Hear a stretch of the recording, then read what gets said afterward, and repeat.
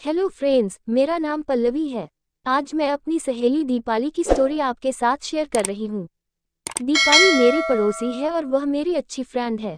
पर पिछले 1 साल से वह बहुत परेशान है और उसकी परेशानी की वजह है एक लड़का जिसे वह टूटकर प्यार करती है, लड़का जिसके लिए वह कुछ भी कर सकती है।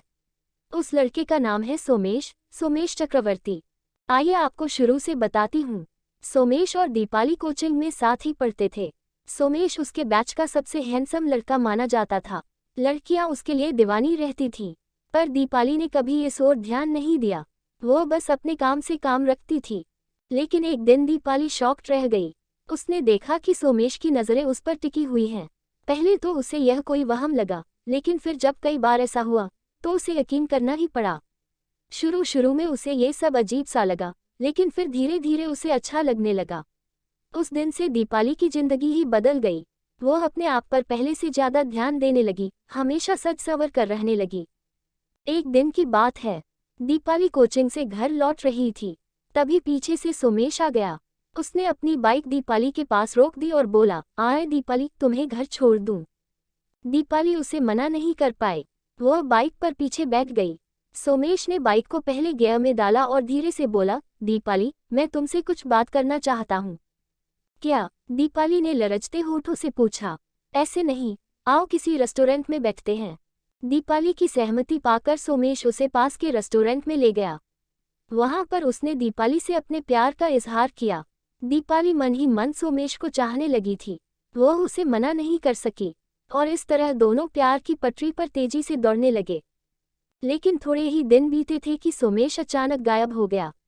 उसने न सिर्फ कोचिंग आना बंद कर दिया, वरन दीपाली का फोन भी उठाना बंद कर दिया।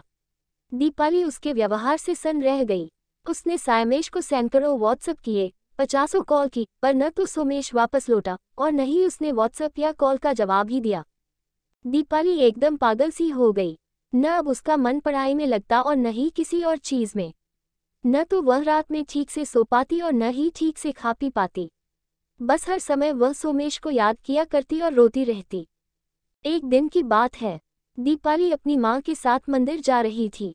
तभी रास्ते में उसे सोमेश दिखा। सोमेश की नज़र भी दीपाली पर पड़ी, पर वह उससे अनजान बनता हुआ एक गली में चला गया। दीपाली का मन हुआ कि वह भाग कर जाए और सोमेश को पकड़कर झकझोर दे, पर माँ की वजह से वह जबत कर गई। पूजा से लौटने के बाद दीपाली ने शाम को मोबाइल रिचार्ज कराने का बहाना किया और उसी गली में जा पहुंची जिसमें सोमेश गया था।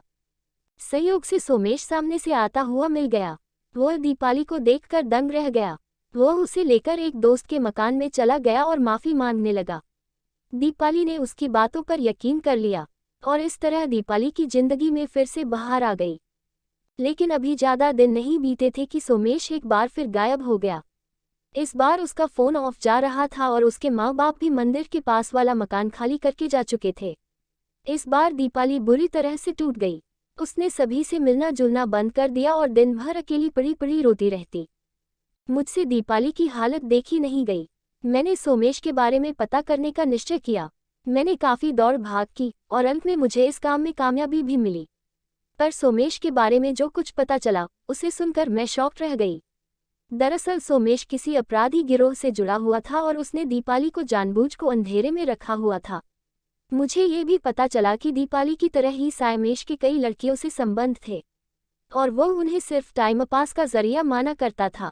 मैंने कई बार सोचा कि दीपाली को ये सच बता दूं, पर हर बार एक अनजाने डर ने मुझे रोक लिया। क्या पता इस सच को दीपाली बर्दाश्त न कर पाए और कोई ऐसा कदम उठा ले जिसके लिए मुझे जिंदगी भर पछताना पड़े। फ्रेंड्स, मैं दीपाली से तो सच नहीं कह पाई, पर आपसे कह रही हूँ। अगर आप अपने आसपास देखें तो आपको तमाम ऐसी दीपालियां मिल जाएंगी जो बिना कुछ सोचे समझे लड़कों की बातों पर यकीन कर लेती हैं और फिर अपनी जिंदगी बर्बाद कर लेती हैं। कहानी अच्छी लगी तो लाइक कीजिए और शेयर कीजिए और चैनल को सब्सक्राइब कीजिए।